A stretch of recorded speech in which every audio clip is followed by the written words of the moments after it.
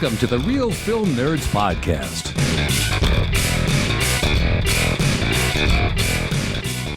Good day, everyone, and welcome back to another incredible apocalyptic episode of the Real Film Nerds Podcast.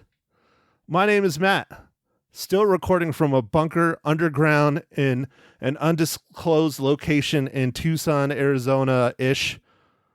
And this time I am using the correct microphone instead of the one on my webcam because I screwed up real bad last week. I apologize, everyone. That was my screw up. Can you believe it? Me. I screwed up once. Not Mike. Me. I know. Speaking of my good buddy, Mysterious Mike, there he is. Mike, how is it living in a home with a brand new baby and a wife and you literally cannot go to a bar? It's not ideal. That's his way of saying he's being tortured. He needs a drink and he needs it now. Stat. Yeah, so I decided to record during the apocalypse since I got nowhere to go. Fair enough. All right, Mike. So I guess we can tease a little bit from here on out. We are most likely going to be doing nothing but streaming movies, legacy casts, listeners, more than one, requests, because we can't go to the movie theaters. No, we can't. It's quite disappointing. Now, new releases are starting to roll out on streaming services, but they are quite spendy. So I don't know if we're going to be doing that too much. I am possibly losing my job. Maybe it's still up in the air. Who knows? So spending $20 for a 24-hour movie rental is not going to work for me. So if any of you want to send us money, you can just email us and I will give you our PayPal or Venmo or whatever you would like. And then we can review the movies. Yeah. Because $20 is kind of a lot. It'd be $40 for both of us to see the same movie because we can't watch it at the same time. Right, because we are literally on other sides of the planet. Mike lives in Wuhan. He's the reason why we have the disease in America. Dude, you weren't supposed to reveal I was patient zero. Oh, no! So you're Gwyneth Paltrow? Yes. All right, so anyways, Mike, what is your email address? Mike at therealfilmnerds.com. And mine is Matt at realfilmnerds.com. You can email one of us or both of us or neither of us, which is most likely what will happen. But if you want to send us some money and help out the pod, that would be freaking amazing because then we could watch movies. Like I got to see Invisible Man in the theater. Mike did not, and he is freaking missing out because that movie was amazing. I might rent it, man, but I mean, it's $20. All right. Here. I will spoil this right now because I don't know if we're going to do it. You want to know my reels that I will give it, Mike? Sure, why not? Are you sitting down? Yes, I do. You have one of Flynn's diapers on? No, I do not. Oh, okay. 4.5. Whoa. Man, I do need to watch it. Dude, I loved that movie. It was fantastic. It did really well in the first week, and then the virus hit. Yeah, and then, the apocalypse. So, speaking of the end of movies in theaters, Mike, I think you might have a little bit of news you want to talk about. Oh, the apocalypse movies? Well, no, we can get into that for sure. But no, about your buddy Kumail Nanjiani. Oh, yes. Yeah, so I just read today that the Kumail Nanjiani and Issa Rae movie Lovebirds was canceled for theatrical release and is going to be streamed directly on Netflix. The timing of this is not exactly clear, but this is the first time this has ever happened, and I wonder if it's going to be a trend. I mean, it's a little scary for me. I do like the movie-going experience, but I don't know, Matt. What do you think? Well, Mike, this brings up a listener / helper, kind of in a way, questions who emailed us after I sent him the podcast. That is Austin Morris over at signalsaz.com, who posts our podcast on their news website. he asked a few questions after I sent him our last podcast on what was our last podcast? The Hunt. That's The right, Hunt. The Hunt. Oh God, that movie was so bad I already forgot about it. Whew. Will the virus/theater shutdowns permanently change the way studios release future movies? Second question, will theater releases become more limited? Third question, will studios make an even further leap into streaming platforms for all their content? I'll start with that third one. Clearly they are. I don't know if the studios are going to throw to their streaming services or if they're going to try to throw to Netflix, because Netflix clearly right now has the biggest subscribership. What do you think, Mike?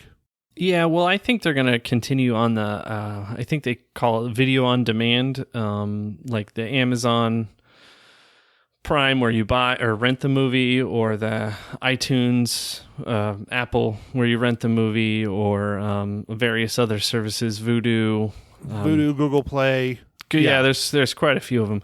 All of them, they're doing it on their own right now, and they just have a flat fee of $20, 24-hour rental. Got to, like, once you start it, you have 24 hours to watch it.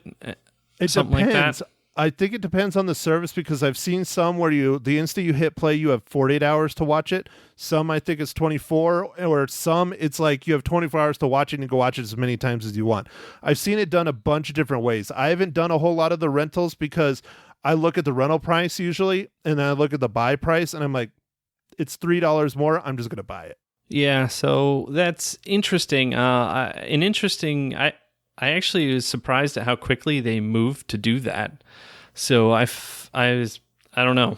It is setting somewhat interesting precedent. It was even interesting to see Disney Plus release Frozen 2 considerably early on their service, just because of the virus stuff. So I don't know. I feel like that was just like a one-time thing for them, but I don't know. The studios. Rise of Skywalker, man. It's out right now on video on demand. Clearly video on demand, they can do it almost immediately. They're releasing it on Blu-ray March 31st, I think, and that's more the way I want to go. I'd rather own the 4K ultra high definition Blu-ray, but that's me. I'd rather have physical media than a bunch of digital. Now, don't get me wrong, I have a whole lot of digital films, which is pretty sweet, but I like the physical media. I really do. Yeah, I mean, I still kind of like the physical media as well.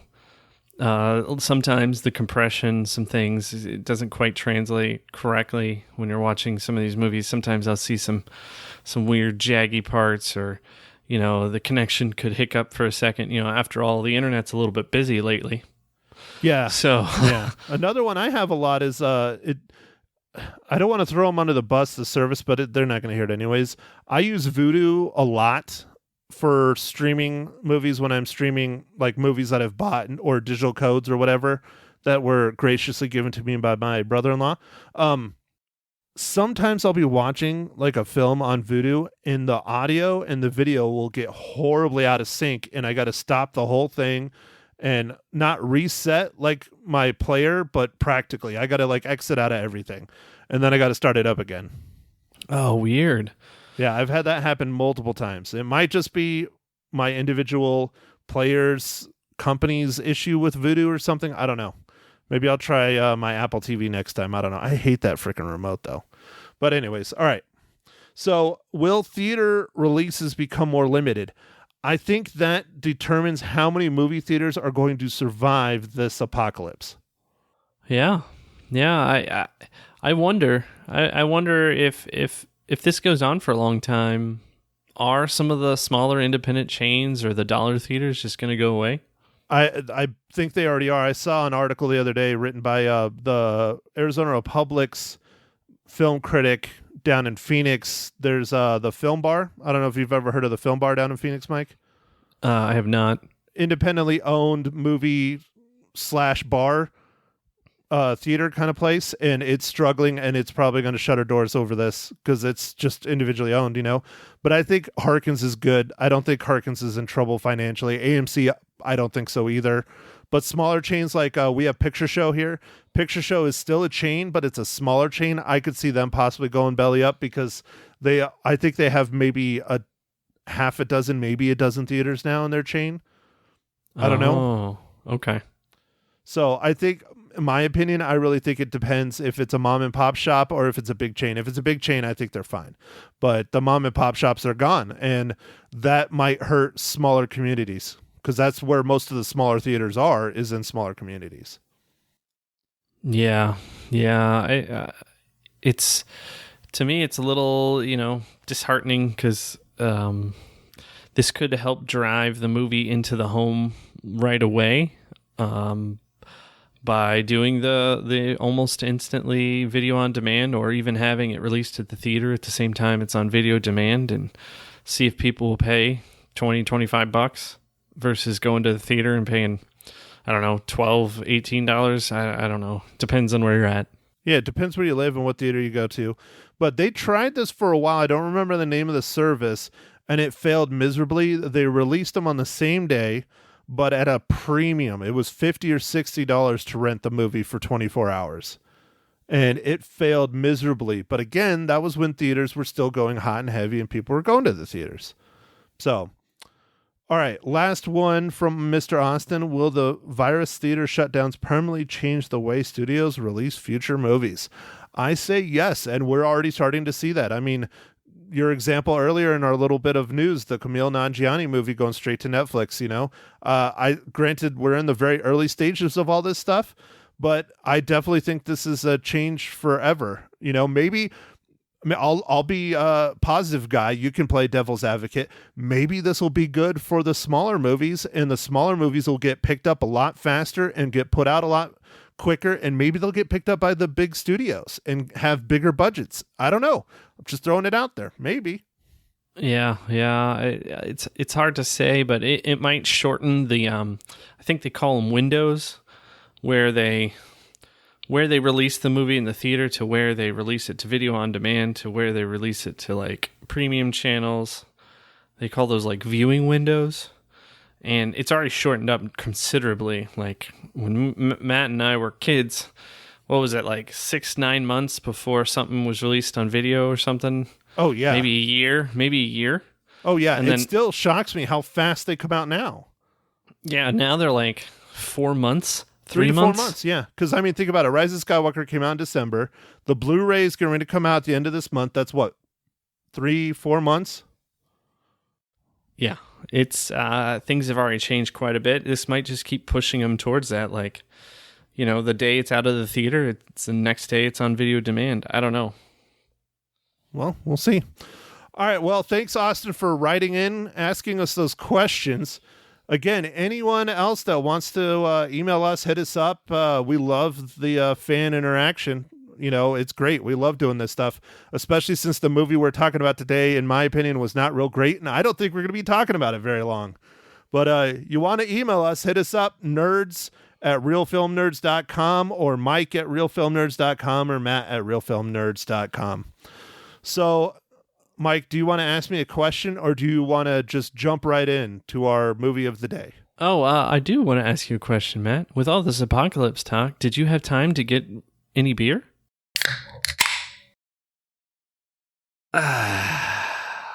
Well, Mike, I've dipped into my hoard, into my stash, and you know me, Mike, even if it's the apocalypse, I like to live the high life.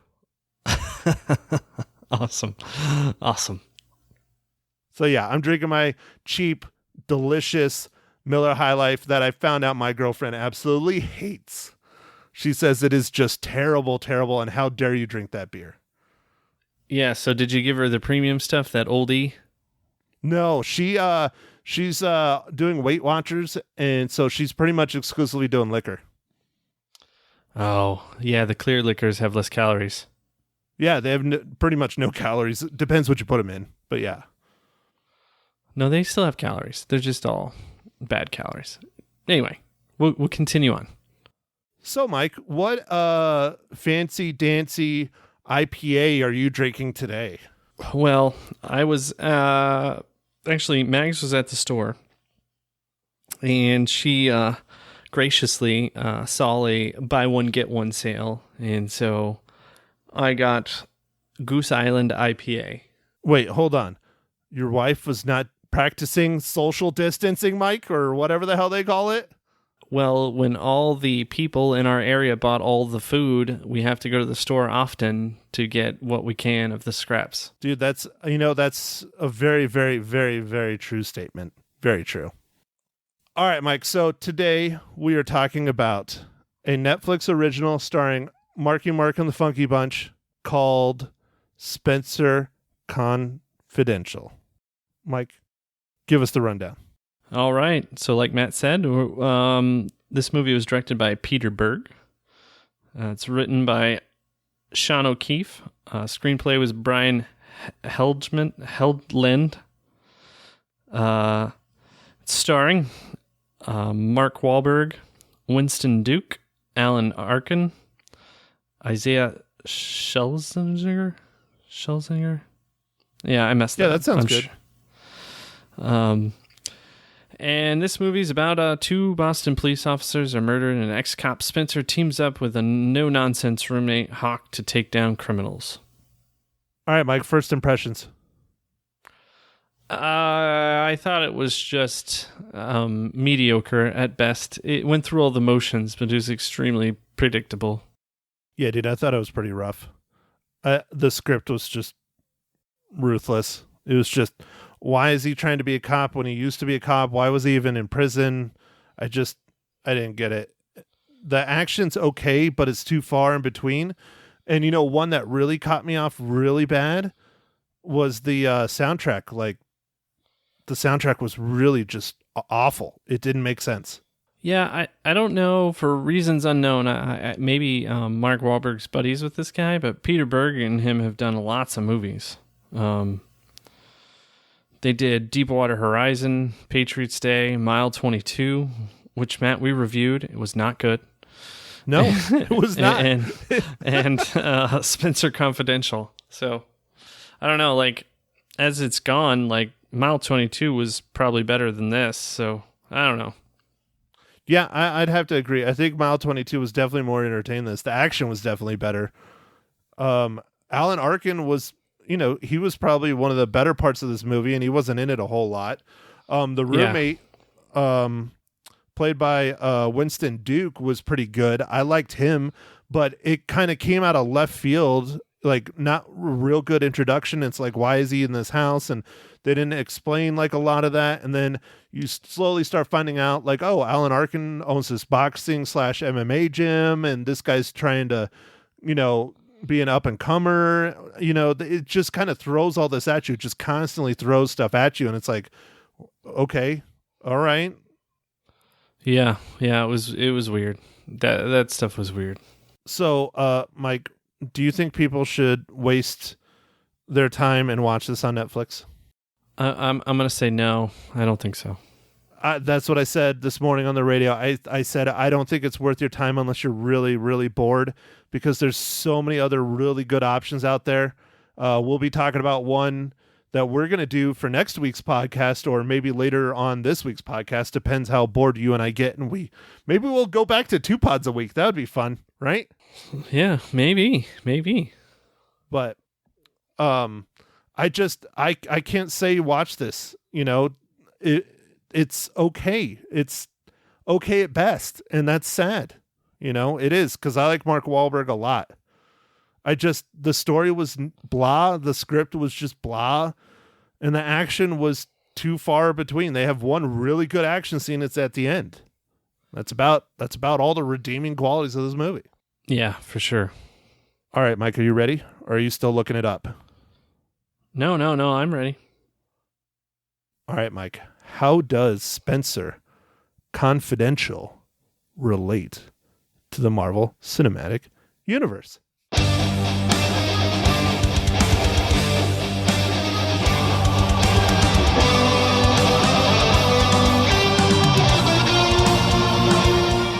All right. right. Well, so one of the main actors, Winston Duke, who played the character Hawk, was also in Black Panther and Avengers Infinity War.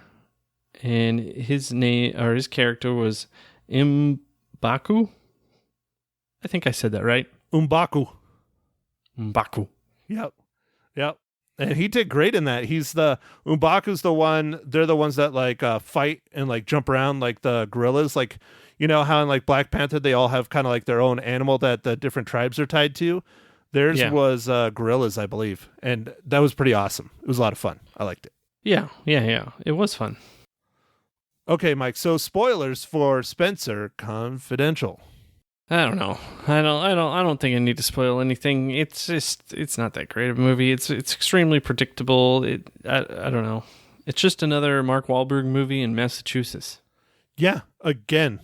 Yeah. It's like, what? You don't want to leave your house? You just stay in the city you were born in, you know? What's the deal? I think he was born somewhere outside of Boston, but anyway, it doesn't matter. Yeah. Well, okay. Well, I have one that I have to talk about, and it is a spoiler, and it's the very end of the movie when the big semi truck that literally has a split-second scene in it, and there's little hints here and there that he's, you know, I'm going to go to Arizona, and I'm going to learn how to be a truck driver, and you see it for like 2 seconds. He steals that truck, and he plows into everyone, right? Yes. And the truck's name is Black Betty. Yes. And when the badass action scene comes on, do they play the Black Betty song that would have been perfect for that scene? No. Of course not. See, I just don't understand. Like, they played some weird ass song. Like, none of the song choices in this were very good at all. At all. I don't know, man. Maybe it was licensing. Maybe they didn't want to pay for stuff. Yeah, that's probably true. It's a pretty old song, though. There is a character in this movie who really didn't need to be there at all, but he's a famous artist, musical artist. Do you know who that was? Oh God, yeah. And he didn't even Post Malone, right? Yeah. I was like, why is he in this? And it's not like he did a good job. He didn't do a bad job, but it's not like he did. And I don't understand that. Yeah, and of course he doesn't have his name as Post Malone. What's his? Do you remember what it was in the credits? No, I didn't watch. It was he didn't have like Post Malone. It's Post Malone on IMDb, but it was something. It was Malone something. It was like Ron Malone or I don't know. I don't remember. Austin Post. There we go. That's what it was. He went by Austin Post in the credits. Oh, so that's actually his real name. Yeah. He known professionally as Post Malone. Right. And then Mark Maron. I love Mark Maron. I think Mark Maron is amazing. He's a great comedian, and he was underutilized in this, almost as bad as he was underutilized in Joker. Yeah, he wasn't used at all, really. Nope, not hardly at all. But hey, I like that Mark Maron's getting work though. That's cool. You know, he's a cool dude. I like him a lot. He's a good comedian. So, all right, Mike, you ready for your reels? Yeah, I think so. Are you still tabulating? Are you still counting on your fingers? That's why we only do fives, but we have halves. So when there's like a half, do you like fold your finger in half, or do you like cut it off? Yeah. I like fold it. Fold it? Yeah. Okay, you don't cut it. All right, good. You know, it'd be weird. All right, Mike, how many reels do you give Spenser Confidential? All right, I'm going to give Spenser Confidential 2 reels. Wow. I almost gave it 2 reels, Mike. Initially, I gave it 2 reels, and then I messed up, and this morning I gave it 2.5 on the radio, so I had to adjust it. So I'm sticking with 2.5 now. 2.5. Nice. So, anywho. All right, so you want to talk a little bit about the fun, cool movie we're going to do for our next pod? We're going to try and lighten the mood a little bit. Yeah, I think we're gonna watch a whodunit. We're gonna watch one of I think it's classic. It is The Clue. We're gonna watch The Clue off of it's streaming right now on Amazon Prime. Yeah, watch it with us. It is Clue from 1985. It is an hour and 34 minutes. It is a comedy, crime, mystery. I love Clue. I love the board game too. We used to get in fights when I was a kid over that board game. And my parents had the original from like the early 80s. I don't know if they do now, but they used to. Oh, speaking of that, Mike, are you playing any board games during all this madness? Or are you just trying to deal with having a new life in your house? No, the new life in the house has definitely taken over any kind of spare time. If I had spare time, it is now gone. What about Borderlands 3, Mike? I'm going to try and get a minute of playtime here and there, or maybe 60 minutes. Well, do yourself a favor and start installing it now, because if you start now, it'll be ready to go by Friday. Oh, jeez. All right.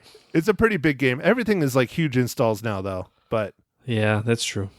Well, I got a new video game on Friday. What'd you get? I pre-ordered Doom Eternal 2 years ago. I think it was 2018 when I pre-ordered it. And I got it on Friday. Huh? Nice. You got it now? I got it on Friday. Yeah. Well, they pushed it back. It was supposed to come out in October and November. And they pushed it back because the developers, ID Software and Bethesda, wanted to make sure it was perfect and polished and all that stuff. And so they pushed it back 6 or 7 months. And it came out, and I've played the first level, and now I remember why I like Doom and why I liked first-person shooters, because this is not like Call of Duty. It's not like any of those where you zoom and all that stuff. It is fast-paced. It is just shoot, blow stuff up. The graphics are gorgeous. It's a lot of fun. Awesome. So they did it right, huh? Oh, yeah. Oh, yeah. The last Doom was really good, too, and that was Bethesda and ID Software again. Now, I got a question, Mike. Is it ID Software or is it id? Because I've always said ID. I've always said id, so really? I don't know. I really don't know. We'll have to watch a video with John Carmack? Yeah, John Carmack, to see how he pronounces it since he started the company. But anyways. All right, man. So I guess, do we have anything else to talk about? Are you going to throw on your radio interview at the end? Yeah. It has not been sent to me yet, so I don't know. Hopefully I'll get it. I'm sure she will. But it's they don't sound as good because the radio is not allowing me or anyone to go to the radio station due to the coronavirus.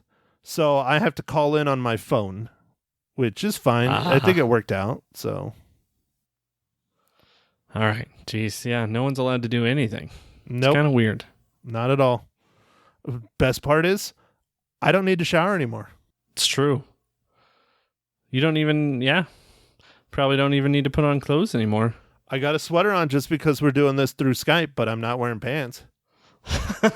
Awesome. Bottomless party.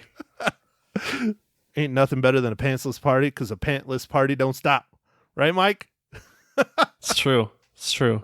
Well, all right. I don't know. I could sit here and ramble about all kinds of shit, but I won't. So, yeah. I think I'm done. All right, man. Well, with that, I'll take us out of here. Thanks for listening, everybody, during this episode of the Apocalypse Real Film Nerds cast. And catch us on our next one. It should be fun. Come listen to us talk about Clue. Thank you for listening to The Real Film Nerds. Now, don't forget to follow us on Facebook, Twitter, and Instagram at Real Film Nerds. Now, go out and catch a movie.